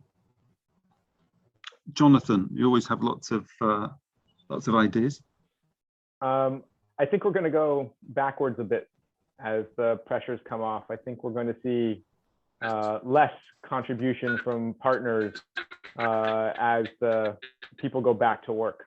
And I'm worried about that being a little sticky because that's been the norm for centuries. And that's probably a fairly developed market view of the issue as well. So what about the ladies out there? What would you say? I love the bad boy habits verbiage. I mean, I look at this one from a demographic perspective, and the truth is that the majority of the men in the workforce for the next currently and for the next 25 years are going to be of the millennial generation, which was raised by two working parents and have much more egalitarian ideas about gender roles. So I just view this as it's less of a like pandemic issue and more of a just the way these young people have been raised and the way that they are engaging in parenting and taking care of a family. It's just different than previous generations. So I think just in and of itself is going to cause a shift. But the reality is during the pandemic, men have been at home more to help out with the chores. And there's more awareness and visibility of that. If there was an internet connection between your office desk and the home, then maybe there'd be more awareness about the role challenges that we face. There seems to be some chatter in the background. I'm not quite sure whose mic isn't turned off, but that's not wrong. Can you put everybody on mute again, guys? Okay, let's moving on. My dinner's beckoning. Okay, so mental well-being.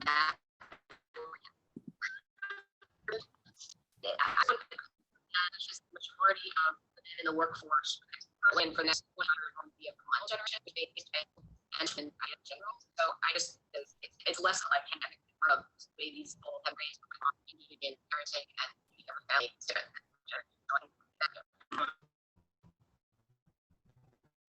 I missed all that, I'm afraid. So I suggest we keep going. So I reflect on my own behavior over the last 18 months as I've been much more mindful of, literally doing more yoga and stretches. I've been really conscious about my sleep, getting, trying to get 8 hours a night.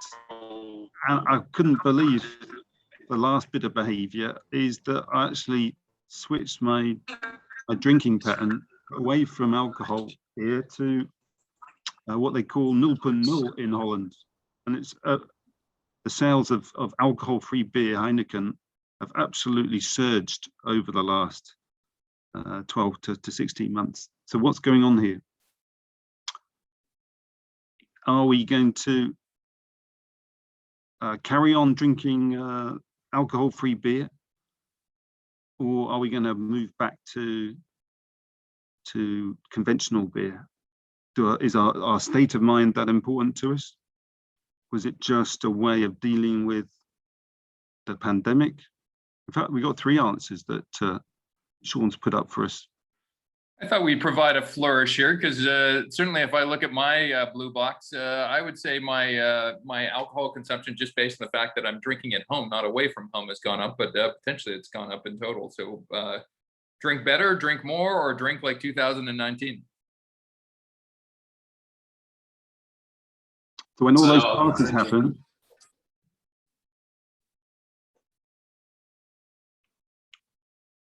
I think it's going to depend a lot on how what the stay-at-home patterns are, which is a big factor. You know, like as the bars open up again, are we going to drink more at bars? I think we are, and I think that's going to take away from the amount that we're drinking at home.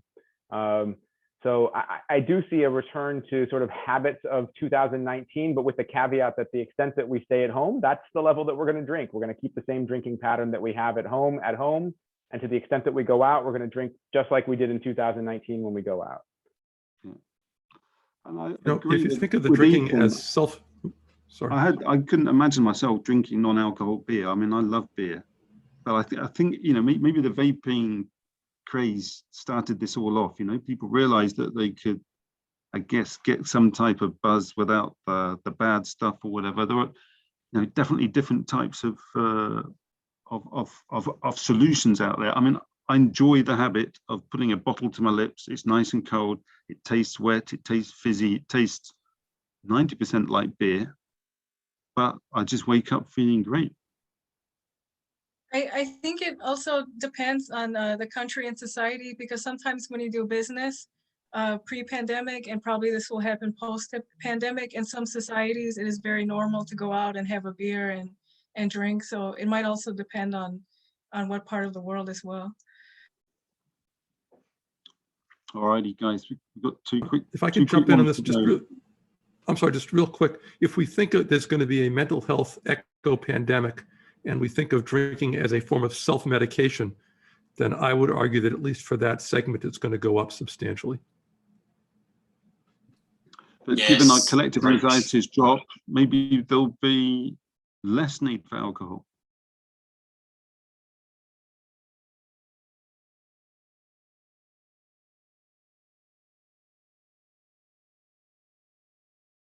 But well, maybe people will be more nervous socializing, so they'll need more alcohol to lubricate.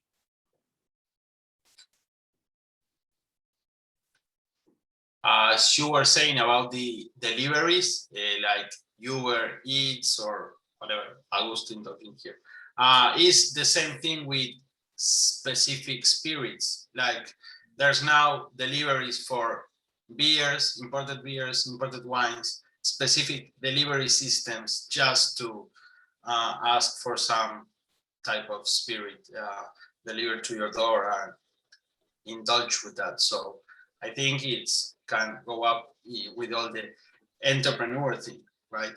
And I'm speaking. All right, folks, I'm going to crack on. Okay, all this beer is making me thirsty. Let's talk Friends.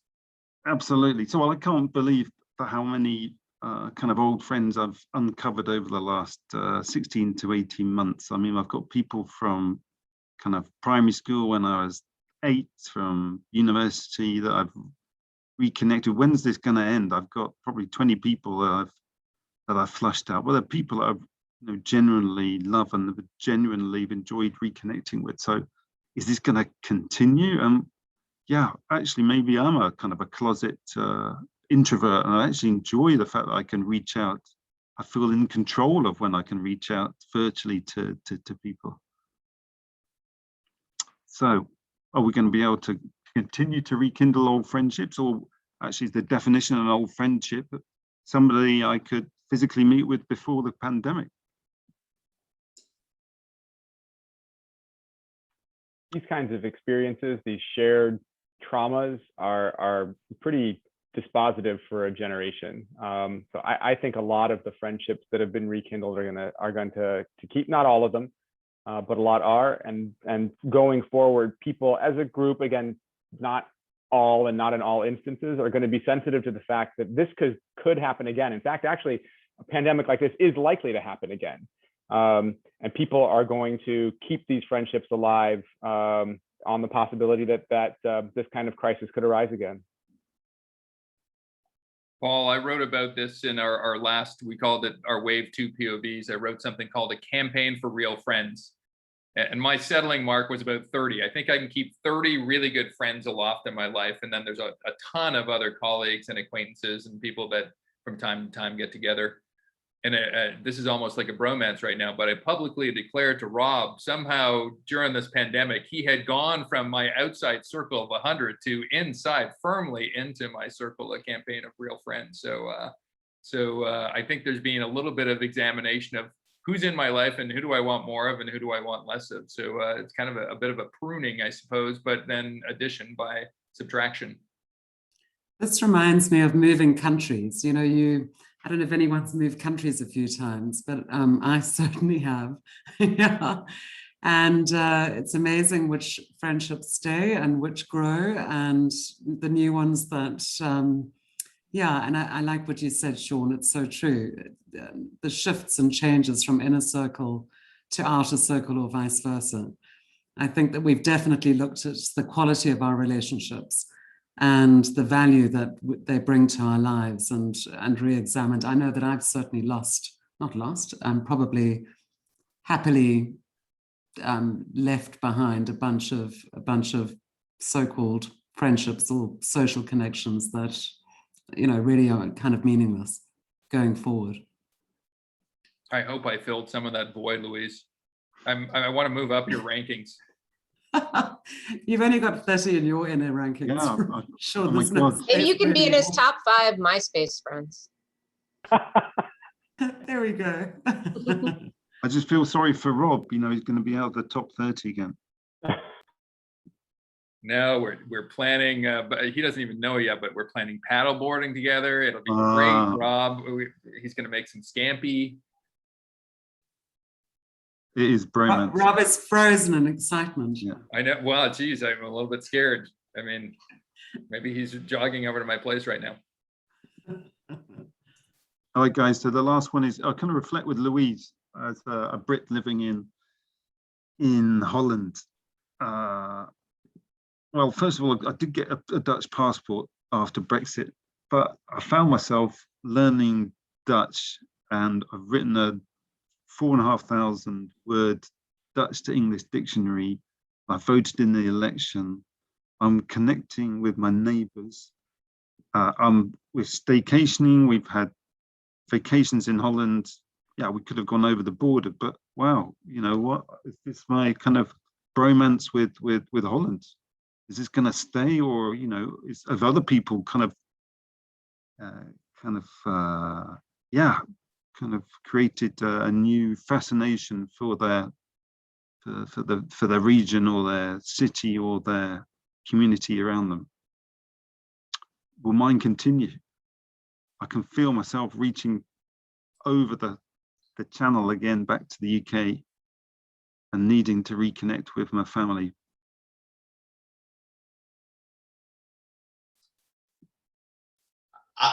I've been back from the States for 4 years now, and me thinking about hopping on a plane and flying to the East Coast or West Coast is what I'm like nailing for. Like in a way, if I got caught of like flying, there's no way I cannot go once more back to say hi to my old friends and this kind of new friends.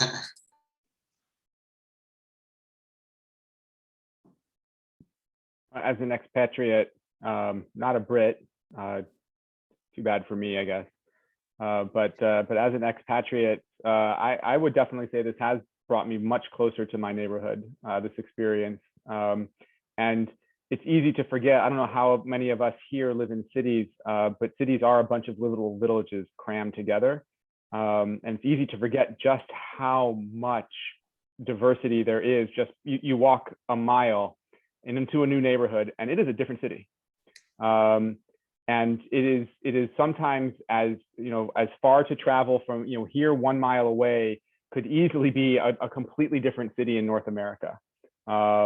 It's that different, and I forgot that, and this has reawoken that awareness. So I see myself wanting to invest more energy going forward in learning about the area right around me. I'd forgotten how interesting it is.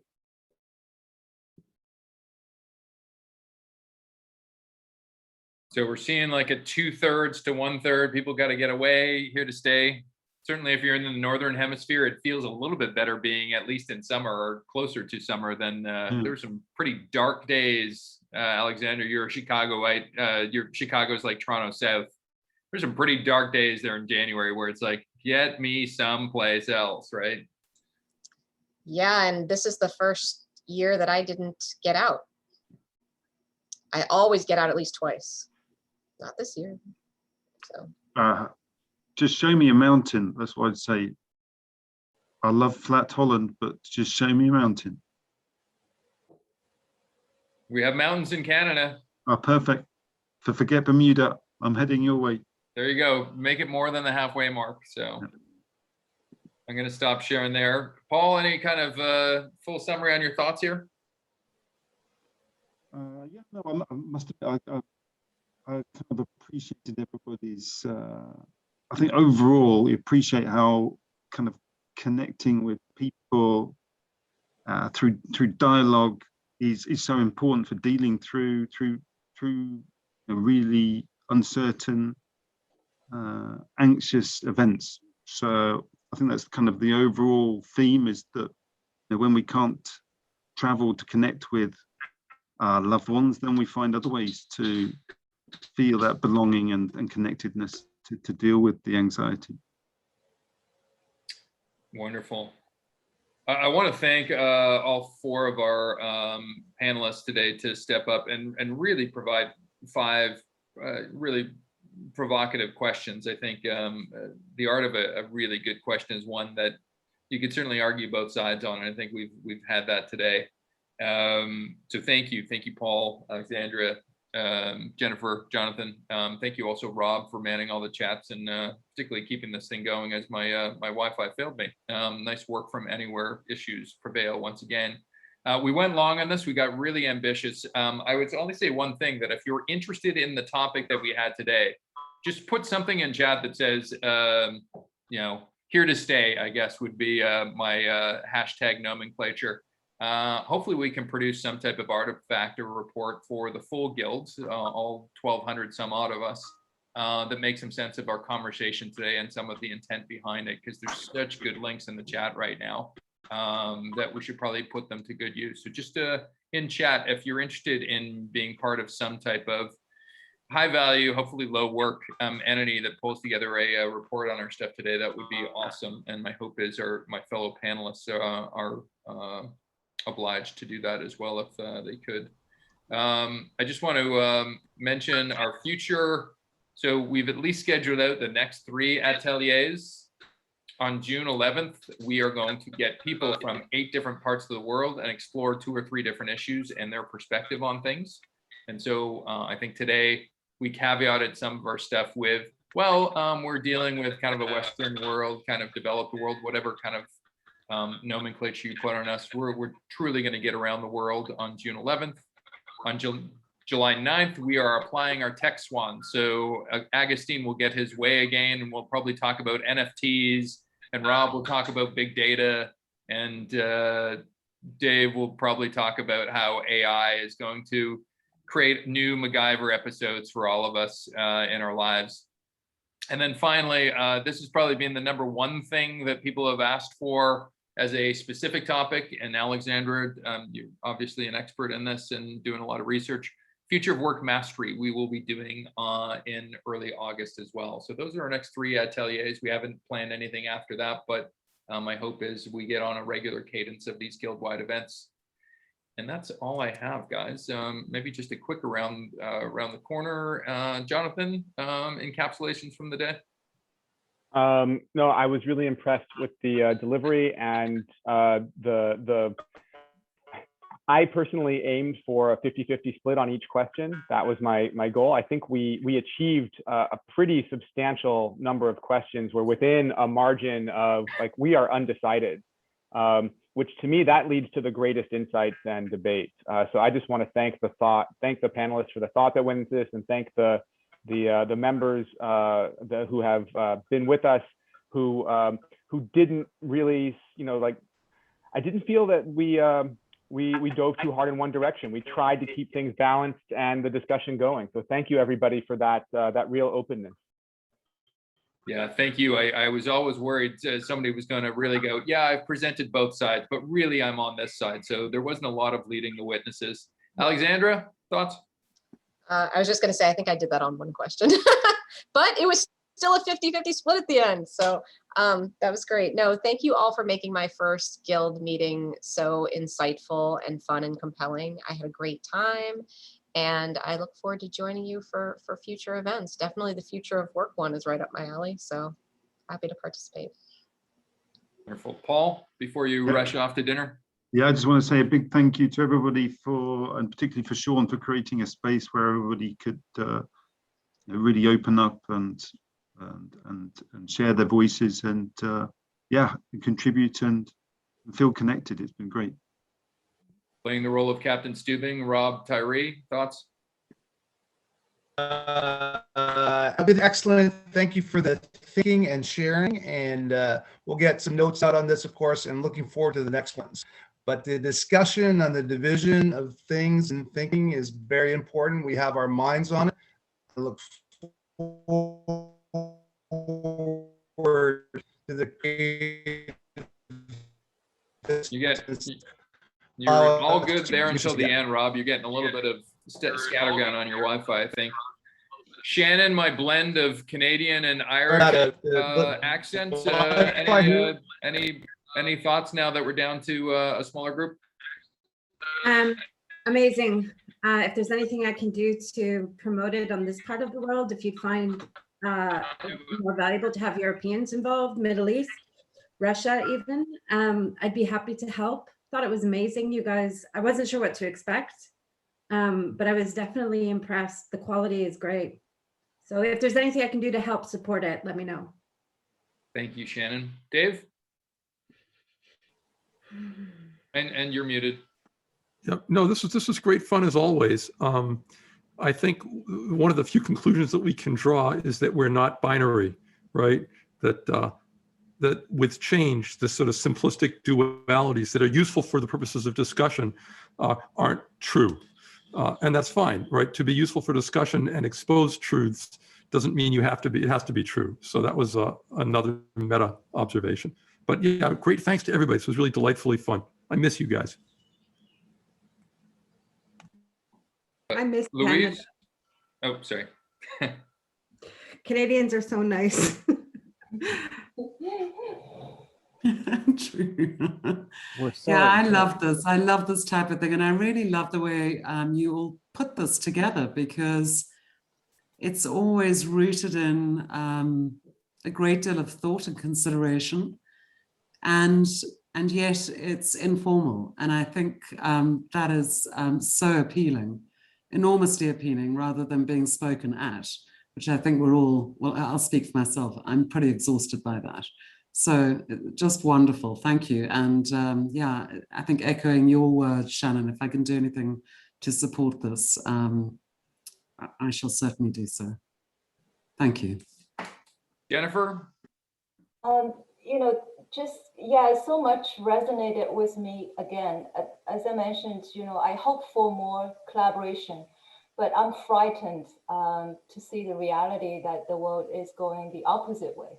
So the Guild always give me that comfort. And thank you, Sean, for initiating this and organizing this. And I know it's a lot of work, and everybody on the panel and everybody here, and you know, Rob, for always supporting us. So grateful. Thank you, Jennifer. Dominica?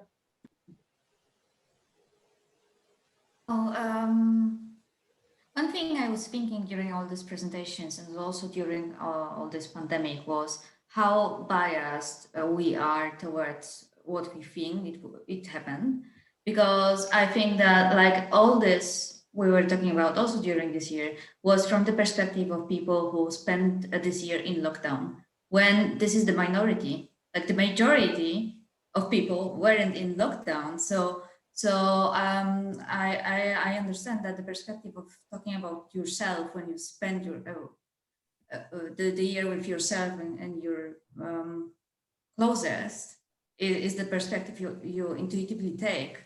And now I'm not like, this is my take out. So it was interesting, but I think that it was a bit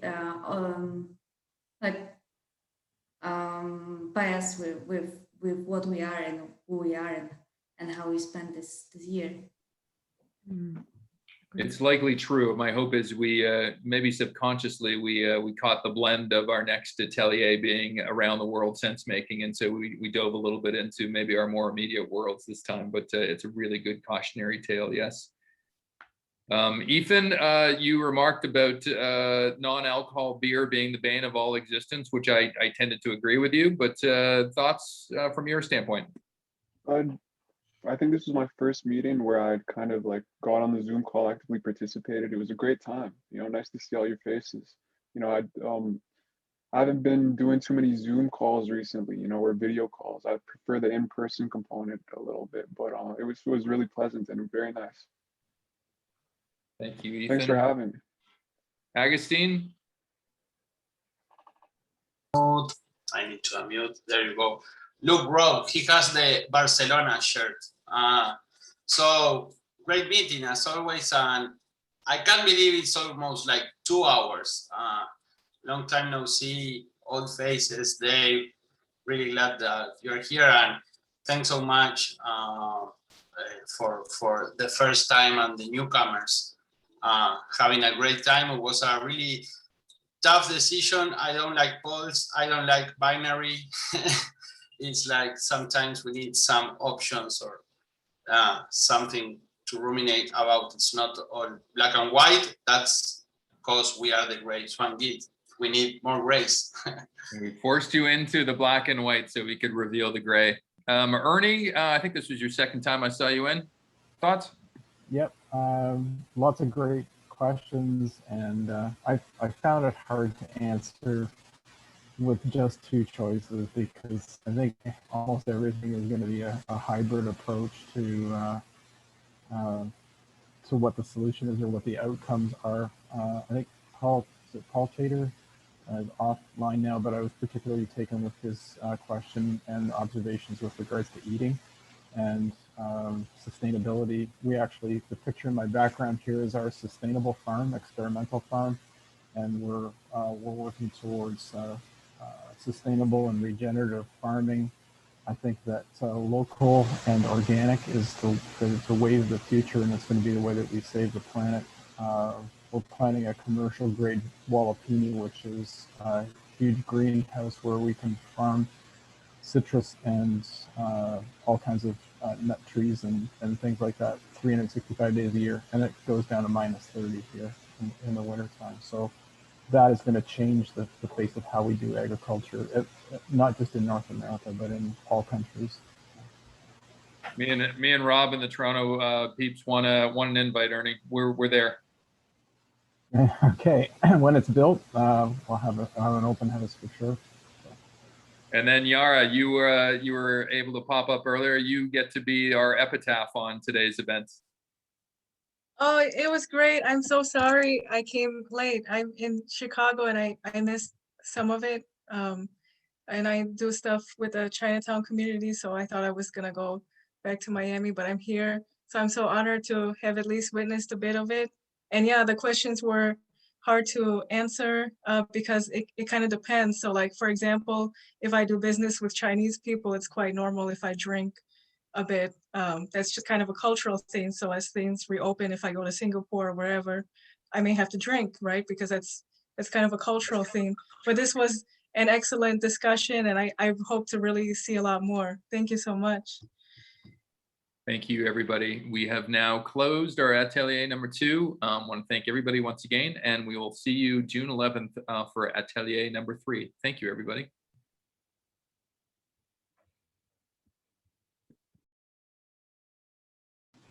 Thank you, Sean. Thank you.